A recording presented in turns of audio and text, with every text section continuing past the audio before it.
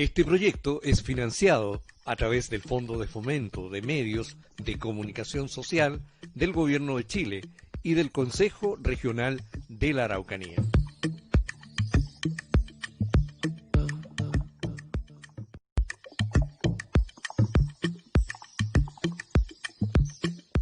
Este proyecto es financiado a través del Fondo de Fomento de Medios de Comunicación Social del Gobierno de Chile y del Consejo Regional de la Araucanía.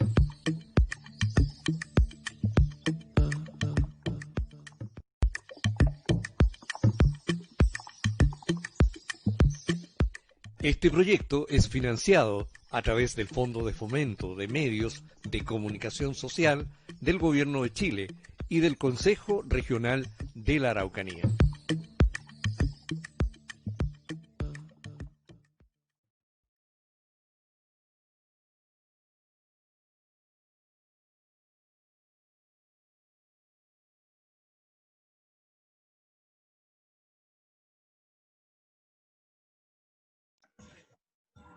¿Cómo están, amigos? Gusto de saludarlos. Bienvenidos a nuestras historias de cuarentena. Un programa especial que está realizando Radio Puelche acá en la comuna de Pucón, destinado a compartir con ustedes situaciones especiales en estos tiempos de pandemia de COVID-19. Este proyecto es financiado a través del Fondo de Fomento de Medios de Comunicación Social del Gobierno de Chile y del Consejo Regional de la Araucanía. Saludo a mi colega Lorena Soto, con quien hemos estado compartiendo estos programas. Lorena, bienvenida a nuestro espacio Historias de Cuarentena. Muchas gracias, Carlos, y un saludo para toda la gente que nos está escuchando a través de Radio Puelche en este proyecto hermoso que se llama Historias de Cuarentena. Bienvenidos a nuestros invitados. También vamos a saludarlos de inmediato al doctor Jimmy Díaz. Jimmy, muchas gracias por compartir con nosotros esta jornada. Hola, buenos días. Bueno, gracias por la invitación. Para nosotros siempre es un honor mantener informado a la población y estamos, como le dije antes, a su completa disposición para lo que se está desarrollando, que me parece que es un bonito proyecto. También saludamos al doctor Rafael Trompis, que también va a compartir con nosotros esta mañana. Rafael, muchas gracias por estar con nosotros. Sí, bueno, igualmente, primero agradecer a los medios de comunicación por estar siempre a la vanguardia, ¿no? Y enfrentando esto con comunicación y con la parte educativa, que es muy importante para nuestra población. Yo creo que mientras más se conozcan acerca de las características de lo que es la pandemia como tal, la población está como más a la alerta y puede activar más los eventos para prevenir la misma. ¿Entiendes? Eso es perfecto. importante. Yo quiero hacer una pequeña introducción porque el rol, ustedes son médicos de atención primaria de salud de acá del CEFAM de Pucón, a quien agradezco la gentileza que ha tenido su director, don Pablo Flores, para poder contactarnos y establecer este contacto. El trabajo que ha desarrollado normalmente las AEPS ha sido silencioso y afortunadamente empieza a ser ya reconocido, dado el aumento de casos activos y al verse sobrepasada la capacidad de la autoridad sanitaria de realizar seguimientos y estudios de casos. El Ministerio de Salud dictó la resolución exenta número 42 que entrega a los equipos de la AEPS, Atención Primaria de Salud, el estudio de casos y contacto. Nuestro reconocimiento como radio, como medio de comunicación, a todo el personal de salud que ha ayudado y que a un enfermo ha desarrollado una labor increíble para atender a cada uno de los usuarios. Nuestro saludo en especial en el aniversario de la atención primaria de salud que están en este momento también conmemorando, pero que no han dejado sus actividades diarias para poder desarrollarse y seguir en la atención de los usuarios. Pucón hasta el momento ha tenido 95 casos acumulados desde que partió la pandemia en marzo y solo 4 de ellos están activos en estos momentos. El resto, todos se han recuperado satisfactoriamente. Doctor, cualquiera de los dos, ¿es efectivo esa cifra o es una cifra que hasta el momento no es la real y son mucho más los casos de COVID-19 que se conocen acá en la comuna de Pucón? Bueno, hola, buenos días. Sí, es efectiva. De hecho, nosotros tenemos contabilizado un solo caso activo, ¿ok? Que de hecho no está acá en la comuna, sino que está en la residencia sanitaria. Y bueno, en total, nosotros hemos contabilizado alrededor de 98 casos, pero en los registros de la Seremi, por algo digamos, de registro domiciliario, hay varios pacientes que tienen su domicilio en otras regiones, en este caso en la región metropolitana, razón por la cual esos pacientes no entran en la estadística de PUCON. Sin embargo, ¿okay? Sin embargo, nosotros tenemos las estadísticas de todos los casos que llevamos contabilizados y hasta el momento tenemos 98 casos. Hemos dado de alta ya 97 casos y nos quedaría un caso activo, que, como les dije, no está acá, sino está en la residencia sanitaria. Una cosa importante que yo quería agregarle al doctor Díaz acá era el hecho de que, fíjate que casi hay en promedio como 100, pues, prácticamente, ¿no? 98, 100, estamos ahí prácticamente en el número redondo, como dicen. Pero la mortalidad en nuestro municipio ha sido cero. Cero muertos. O sea, cero mortalidad en los pacientes que han estado contaminados o por alguna causa relacionado con un laboratorio positivo para PCR de coronavirus. ¿Estamos claros? Y esto es muy importante porque no solamente es el número en grande, sino un gran trabajo que se ha realizado con respecto a la prevención de complicaciones, porque son pacientes que normalmente hacen la cuarentena domiciliaria en su gran mayoría y que tienen una vigilancia estricta desde el punto de vista médico, desde el punto de vista de la telemedicina también, porque se utilizan equipos de monitoreo satelital diario, el cual se incorporó como tecnología aquí en nuestro centro de salud y que nos facilita pues la atención inmediata, diaria y evitando de esta forma complicaciones precoces que lleven a la muerte. Doctor, ¿a qué atribuye usted la baja o el porcentaje cero de mortalidad en la comuna de Pucón? Mira, hay un término que acuñó la OMS que eran los hipóxicos felices. ¿Y a qué me refiero? Es un término donde los pacientes COVID pueden manejar el teléfono, pueden hacer sus tareas diarias, pero cuando tú le colocas el saturómetro están saturando menos de 90, ¿sí? Ya es una saturación por debajo de menos de 90, trae complicaciones en el intercambio gaseoso que se da a nivel pulmonar, ¿ok? Entonces,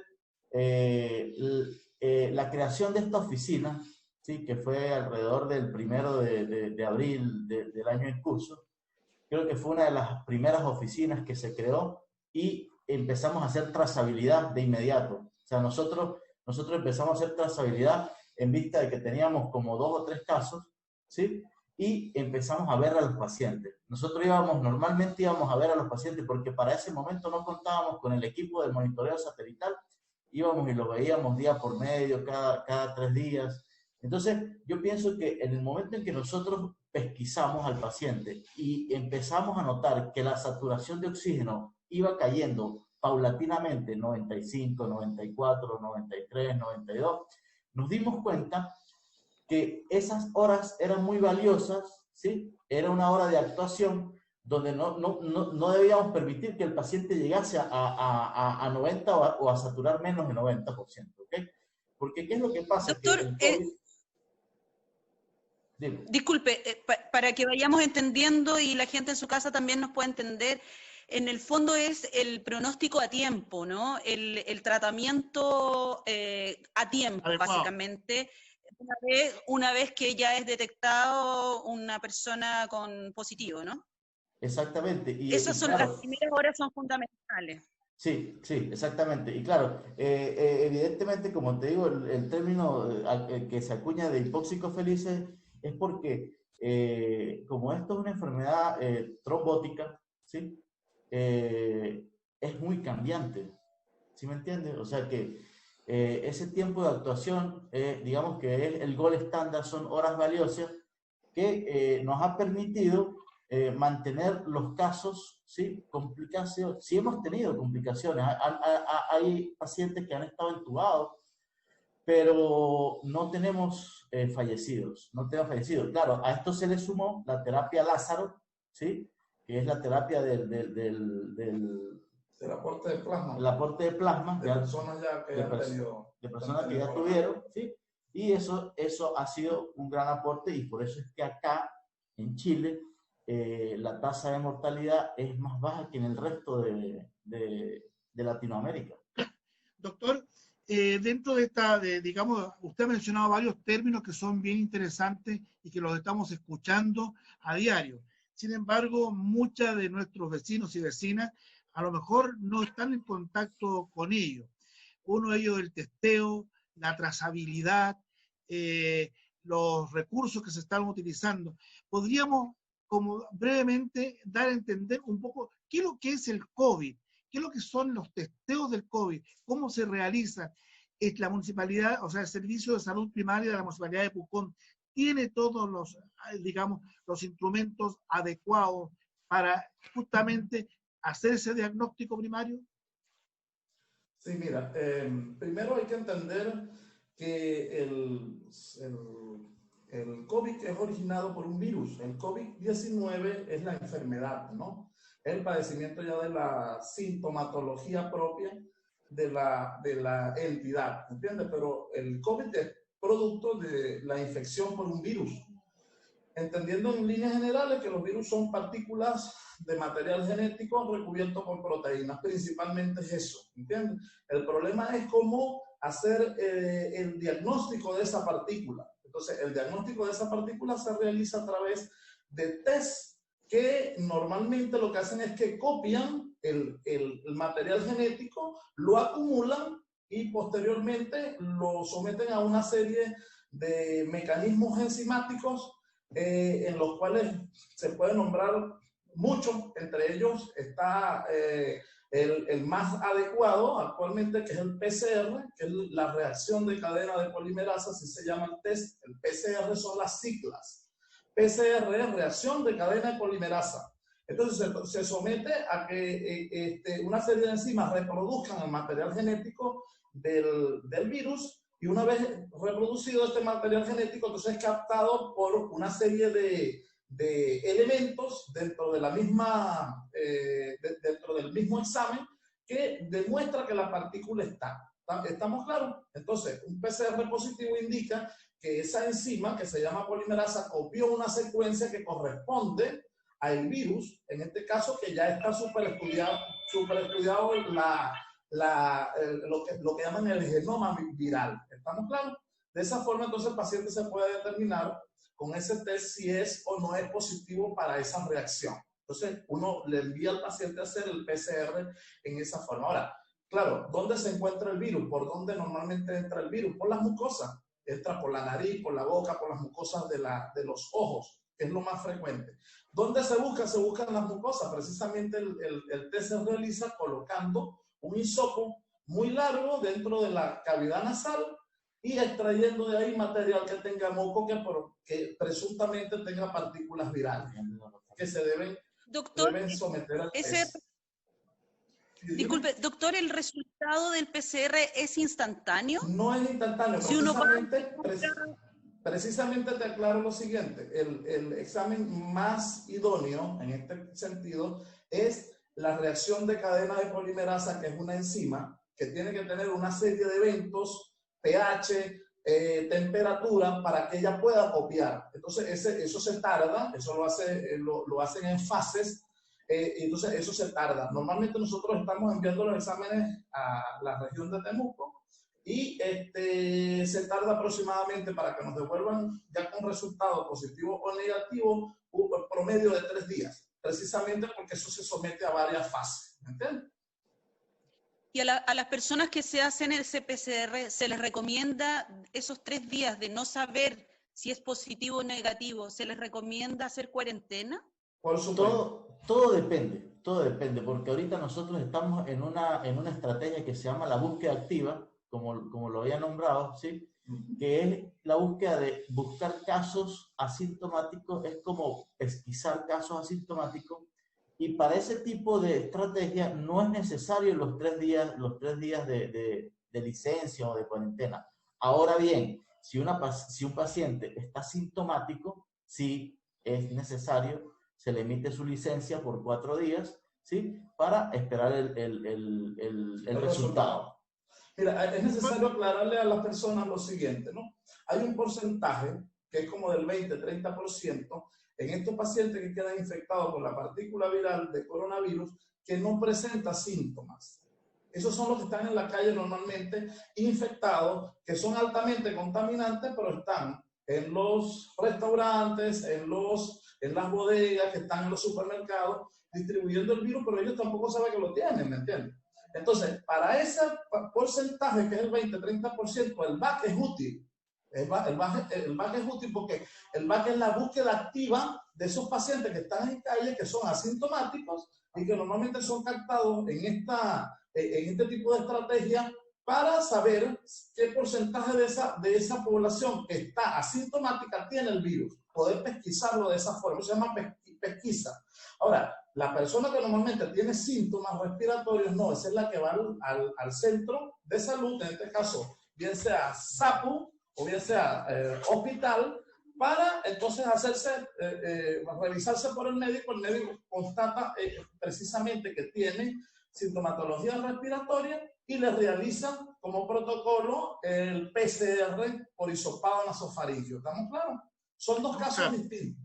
Una cosa es buscar activamente en la comunidad sintomática, que es la que está afuera, que algunos de ellos, te digo, el 20% del virus no presenta síntomas en el paciente, el 70% sí, que son los que acuden normalmente. Ahora, ¿a qué se le llama entonces la trazabilidad de la trazabilidad una vez encontrado el caso? ¿Cuando la persona está infectada o cuando la persona se ha sanado?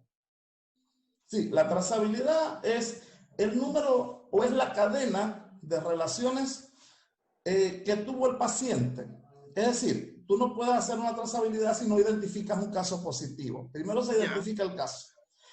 Y la trazabilidad sería todas las relaciones o todas las personas que tuvieron relación con este paciente que ya no es un presunto paciente, sino que ya es un paciente positivo. ¿Estamos claros? Al paciente que tuvo directamente contacto con el paciente que es positivo se le llama contacto estrecho.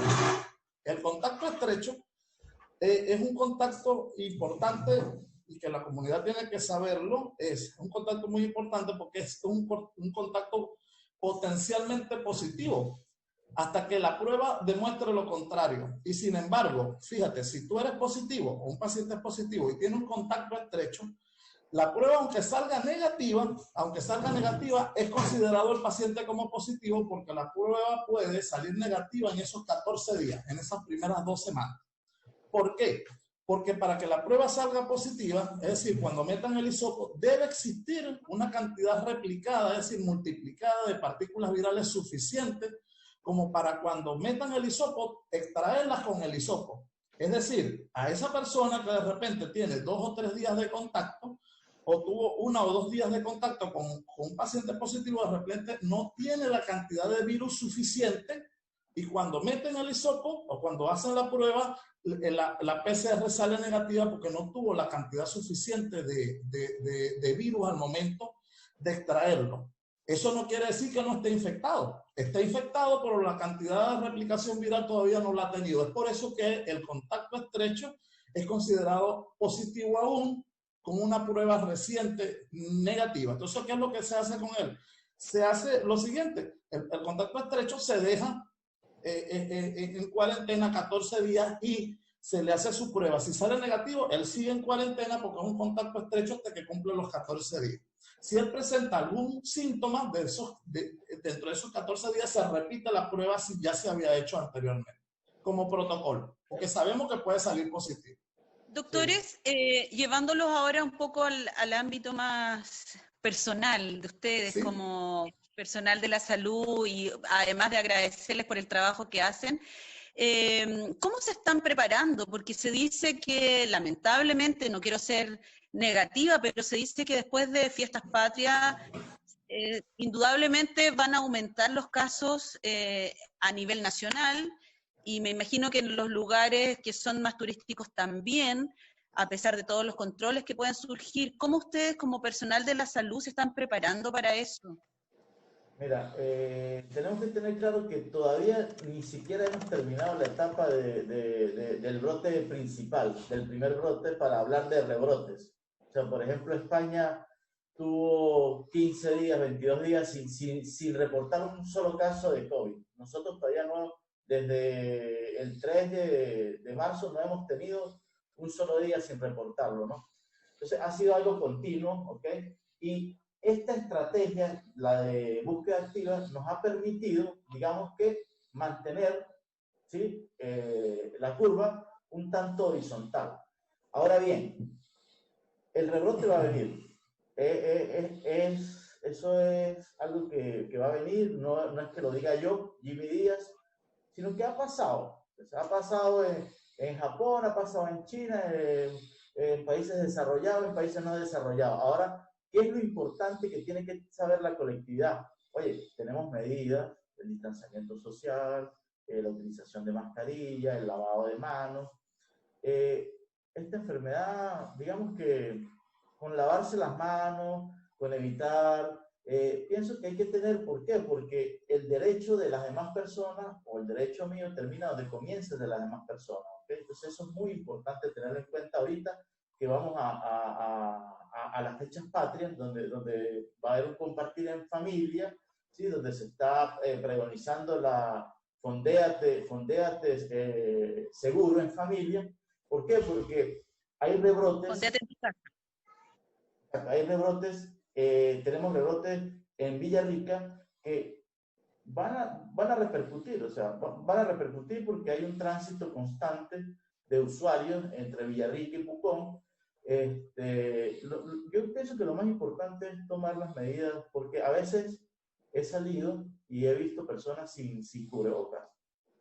Doctor, nosotros, como decía Lorena muy bien, estamos a puertas de las festividades patrias, pero nuestra zona, nuestro territorio son territorios turísticos, territorios en el que hoy en día la actividad comercial se ha detenido absolutamente, producto de, claro, de esta pandemia, pero no hemos tenido, como ustedes afortunadamente lo dicen, casos tan terribles.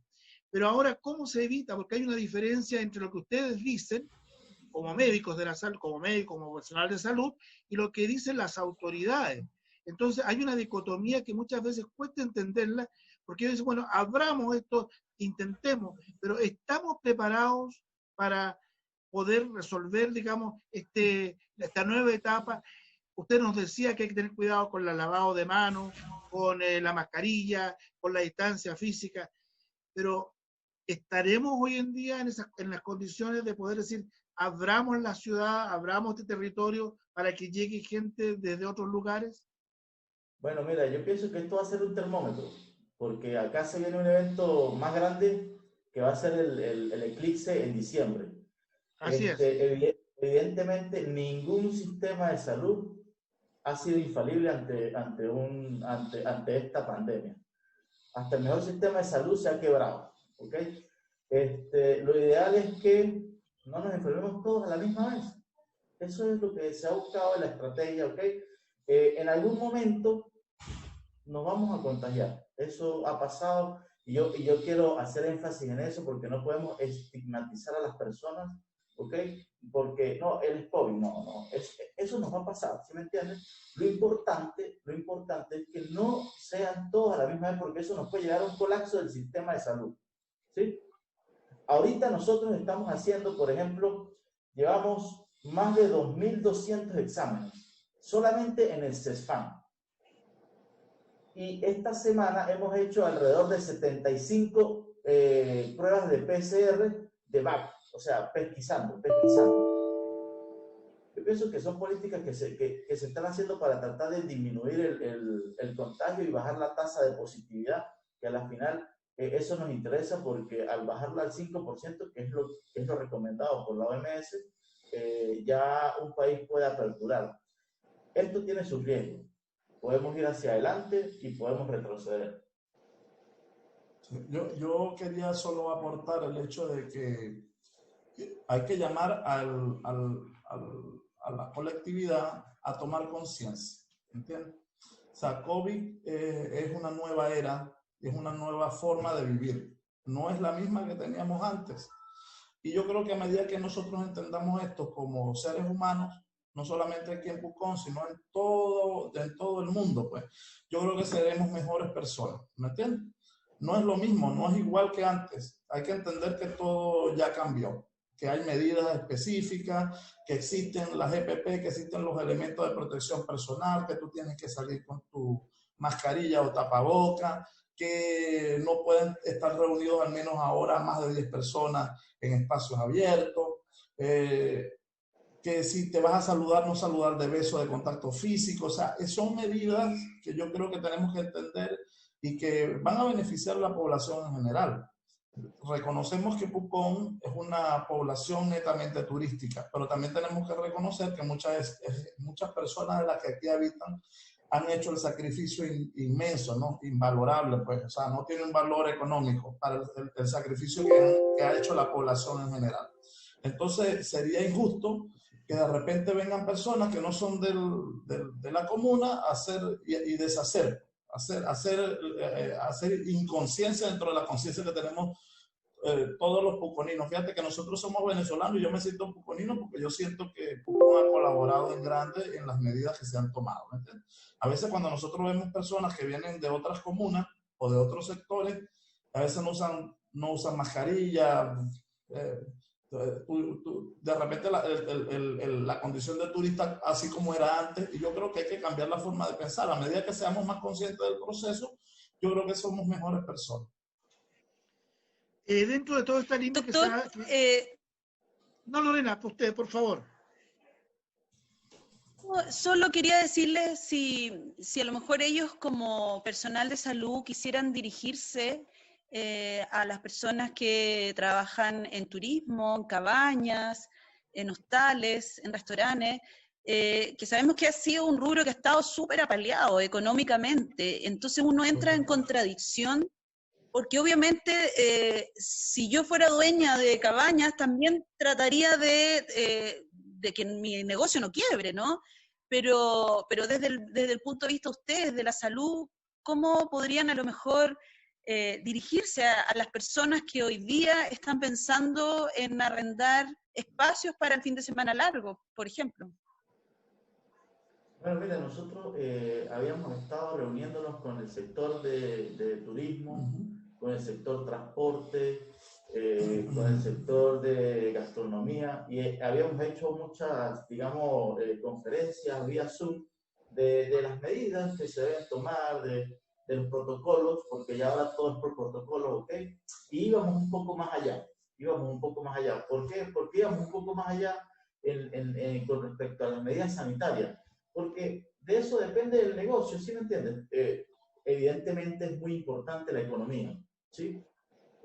Creo que van de la mano, sin embargo la salud es mucho más importante, ¿okay? Porque sin salud no tienes nada. Y eso le hacíamos énfasis a las personas con los que comentábamos y con los que hacíamos la charla. Mientras tu negocio sea más seguro, no solamente que alcance con cumplir los protocolos que nos dice el gobierno, no, sino que ir un poco más allá, ¿sí me entienden? El lavado, que todos seamos supervisores. Eso es muy importante. De hecho, la semana pasada se llevó a cabo una premiación que la realizó el CEFAM con respecto a los almacenes seguros. Entonces se hizo como una premiación, se fue y se buscó a los almacenes a ver qué medidas tenían de EPP, ¿sí? Entonces yo pienso que es bastante seguro porque mientras más tú pongas énfasis en las medidas sanitarias de tu negocio, porque es tu negocio, es tu forma de sobrevivir y de llevar la pandemia, pues no vas a retroceder. Yo pienso que es importante tomar conciencia en ese tipo de cosas que se deben hacer, porque a la final todos nos beneficiamos. Esto no es una enfermedad que se debe tomar individualmente. Esto es una enfermedad colectiva. ¿Sí me entiendes? Colectiva. Entonces, por eso es que todos tenemos que ser fiscalizadores. Todos tenemos que ser fiscalizadores. Nosotros hemos tenido muchas anécdotas.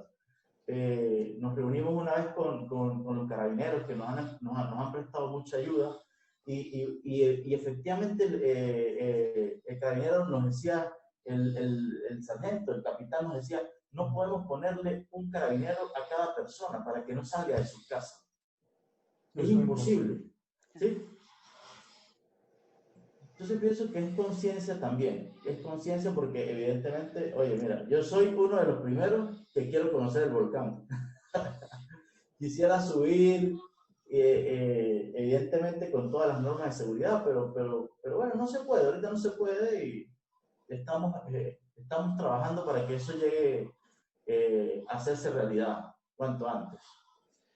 Yo quiero invitarlos a una pequeña pausa y regresamos de inmediato a los estudios para seguir hablando en tiempos de cuarentena.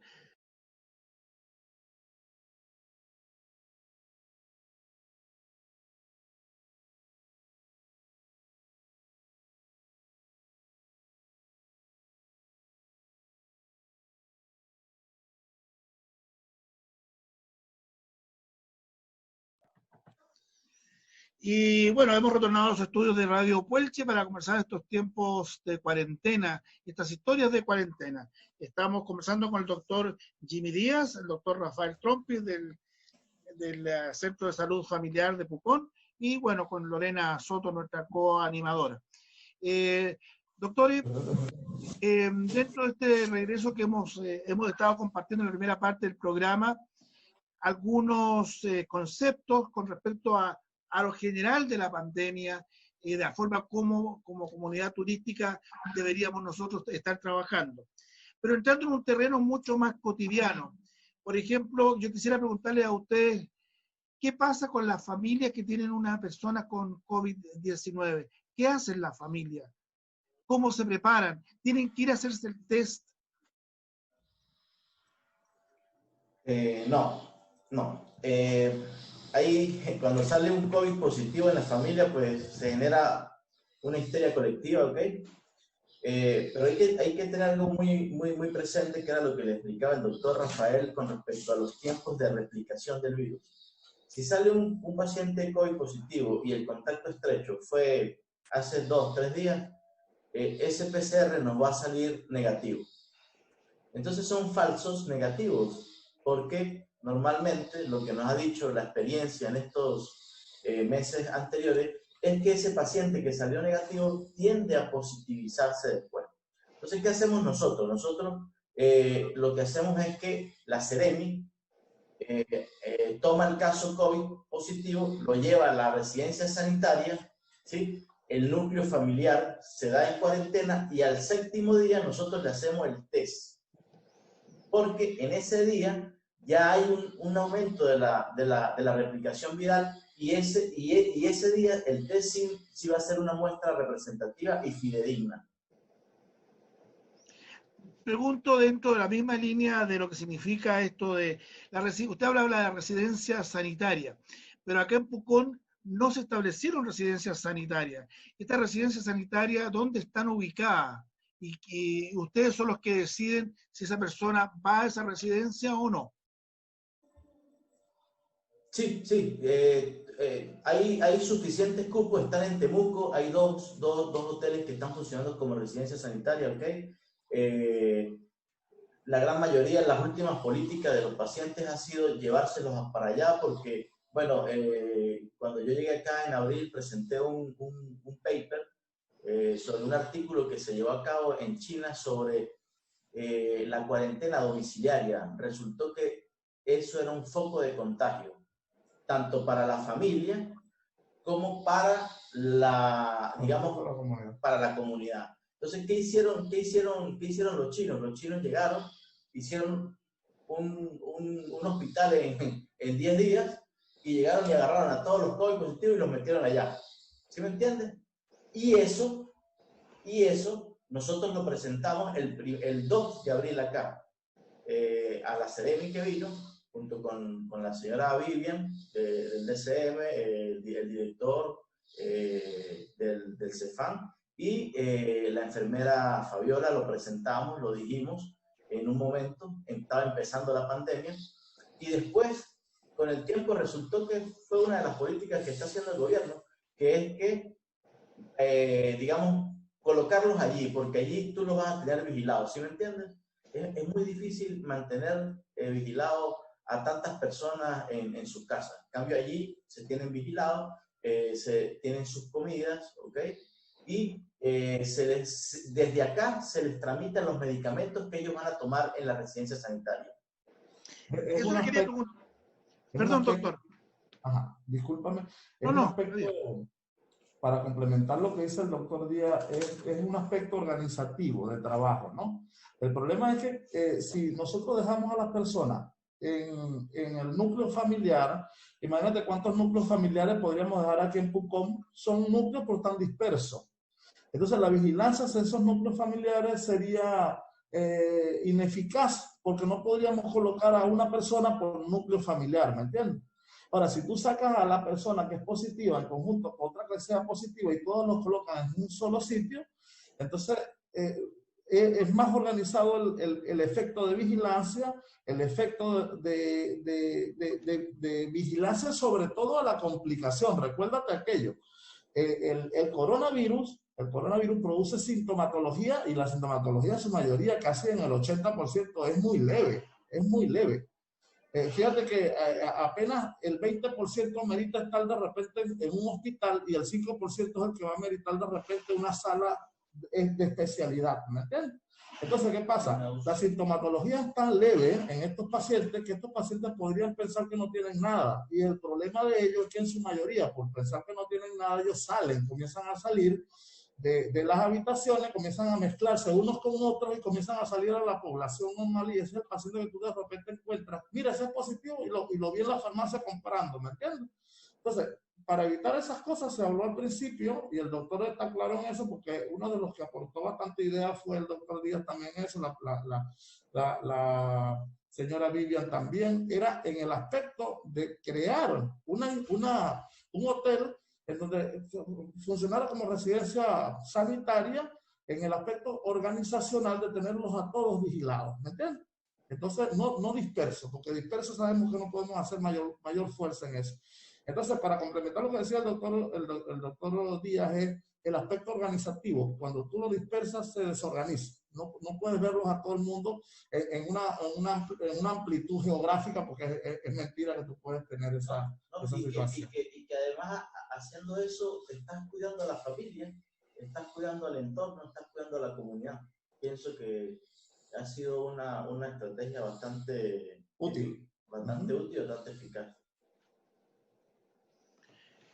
Ahora, dentro de esta residencia, siempre la pregunta que tengo, doctor, y que a muchos de nuestros auditores también se la están haciendo, ¿qué hace cuando el paciente es diagnosticado? ¿Qué medicamentos recibe si no hay nada que funcione? Y cuando van a la residencia... Fíjate lo siguiente, todo paciente diagnosticado con COVID positivo y diagnosticado como positivo debe permanecer en cuarentena por sus 14 días. Pero eso es un paciente que debe permanecer en cuarentena domiciliaria, es decir, en su domicilio, o en este caso, o en una residencia sanitaria, cuando los síntomas son leves. Un paciente diagnosticado COVID positivo con síntomas severos o medianamente severos, es decir, que ameriten oxígeno, que no pueden quedarse en una residencia sanitaria ni en un domicilio. ¿Estamos claros? Entonces hay que diferenciar dos cosas grandes. Todo paciente que hace residencia sanitaria o que realiza una cuarentena domiciliaria es un paciente que tiene síntomas muy leves. ¿Qué tipo de síntomas estoy hablando? Cefalea, dolor para tragar, que es la odinofagia, fiebre, ¿me entiendes? Que son síntomas muy generales, y el tratamiento va dirigido precisamente a esos síntomas, porque la partícula viral, es decir, el virus, no tiene tratamiento. El único tratamiento que tiene el virus es el sistema inmunológico, que debe estar competente en el paciente. Es por eso que al no tener un tratamiento, esta condición, esta partícula viral, ella origina esos síntomas, que en su mayoría, gracias a Dios, que son leves, pero las personas que experimentan síntomas más complejos no debe formar parte de esa persona que va al domicilio. Esa precisamente es la que se debe detectar para enviarla a un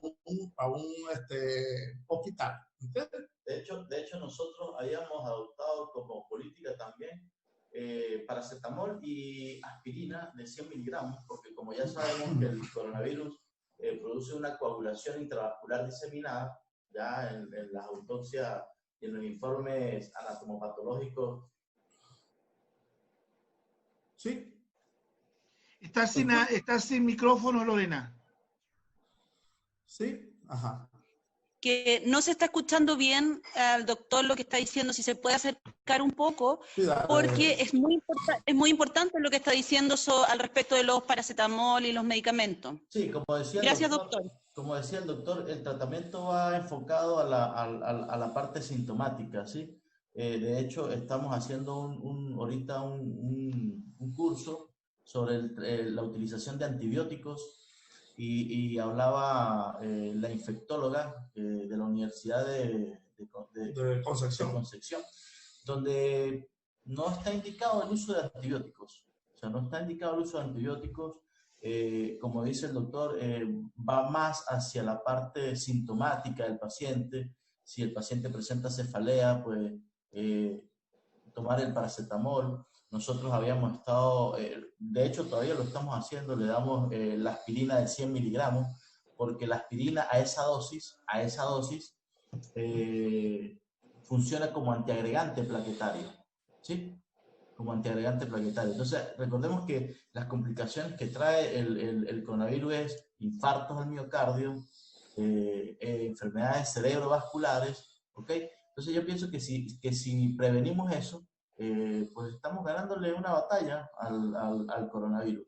Fíjate, para complementar lo del doctor Díaz, recuerda que la presencia de esa partícula en nuestro organismo estimula a un proceso inflamatorio sistémico. ¿Estamos claros? O sea, todo el paciente activa su sistema de procesos inflamatorios que son llevados a cabo por el sistema inmunológico.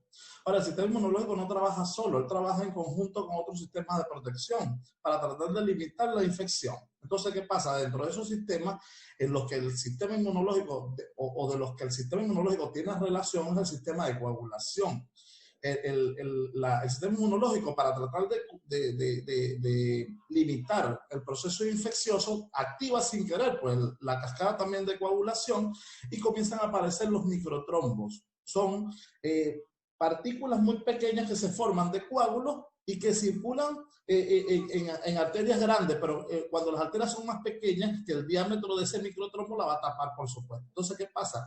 Pues en este caso el coronavirus se convierte como en un efecto o tiene un efecto procoagulante en este caso. Es por eso que el doctor se refiere a que en este caso la aspirina funciona como un antiagregante plaquetario, porque la agregación plaquetaria es parte de esa formación del coágulo, ¿me entiendes? Entonces, dar la aspirina como un evento inhibidor o profiláctico, en este caso la formación de coágulos, nos previene a nosotros a que el paciente nos genere sintomatología que tenga que ver o eventos que tengan que ver con la parte cardiovascular, ¿no? En este caso, infartos al miocardio. Es por eso que al principio, fíjate que la cantidad de fallecidos no era tanta, pero cuando comenzaron a revisar que había pacientes que comenzaron a morir de repente por enfermedades vasculares cerebrales, por infarto al miocardio, pero tenían como COVID diagnóstico, casi que se duplica la cantidad de fallecidos en la lista. ¿Y eso era por qué? Porque el diagnóstico a la final era infarto al miocardio, pero eso no es el diagnóstico era la infección por coronavirus que había originado el infarto, ¿estamos claros? Porque una enfermedad protrombótica, en este caso, formadora de coágulos. Entonces, ¿qué pasa?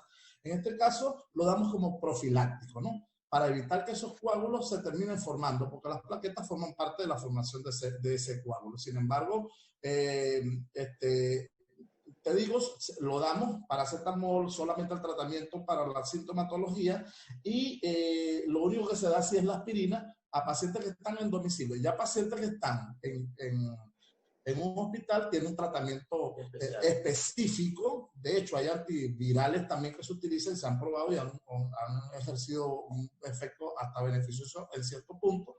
Oxigenoterapia, intubación endotraqueal, entre otras cosas. Terapia Lázaro, en donde tú sacas plasma de un paciente positivo que se sobreentiende que tiene anticuerpos, entonces ese plasma que tiene anticuerpos se lo colocas a un paciente que no lo produce. Y lo otro importante que también hay que tener en cuenta es que esta patología pues afecta mayor a personas que tienen antecedentes como hipertensión, ¿sí? La hipertensión, los pacientes hay un receptor, ¿sí? Que se llama el receptor de la enzima convertidora de angiotensina, donde actúan los medicamentos antihipertensivos, y el coronavirus hace una competición selectiva sobre esos receptores. Entonces, ¿qué quiere decir esto en pocas palabras para que la comunidad en general me entienda? Es decir, el coronavirus se pega a esos receptores y los fármacos antihipertensivos no hacen su efecto, ¿sí? Y al no hacer su efecto, pues la presión arterial no está controlada y eso lleva a un mayor índice de complicaciones cardiovasculares. Ahora, dentro de todo todo que hemos conversado ya, para ir cerrando nuestro espacio, doctora, agradeciéndole, por supuesto, la atención que nos han brindado, ¿cuáles son, digamos, las medidas nuevamente volver a ratificar para que nos protejamos, los adultos mayores, también los jóvenes y la familia acá en la comuna de Pucón? Especialmente ahora que viene esta fiesta, volver a repetir fin de semana largo. El fin de semana largo, que no está de más. Usted decía, por ejemplo, que me encantaría subir al volcán, pero no puedo hacerlo. Eso significa que tampoco podemos usar los espacios públicos, digamos, que acá hay tantos, afortunadamente, para poder salir, o tenemos que salir con mascarilla, con guantes, con todo. Sí, sí se pueden usar porque mientras tú tengas las medidas bien claras, mientras se tengan las medidas bien claras, ¿ok?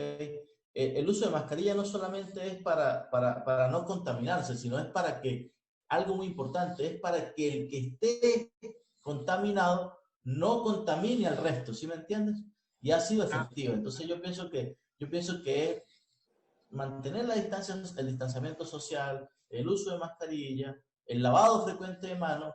Esos son, creo que, los 3 pilares que pueden hacer que esto no se nos salga de las manos acá. En teoría, estos meses en Pucón han sido con sus altos y bajos, como hubo un fin de semana que creo que fue el segundo fin de semana largo, donde 14 días posterior vimos que hubo un incremento de los casos y tuvo que ver con eso, ¿sí? Sí, casi 30 casos. Yo creo que... Bueno, yo quiero... Yo creo que para aportar un poquito aquí a lo que dice el doctor Díaz, ya para finalizar ese aspecto que él tocó, es llamar a la conciencia. Yo creo que si nosotros somos conscientes de que esta enfermedad vino para estar entre nosotros, que no se ha ido, yo creo que todos vamos a colaborar con ese granito de arena. Ahora, el que crea que esto ya se acabó y que hasta aquí, que vamos a la rumba y nada ha pasado, que no, yo creo que es una forma irresponsable de pensar, ¿no? Hay el carreteo, entonces sin ningún tipo de protección, y entonces, no, vale, yo creo que la idea es la conciencia.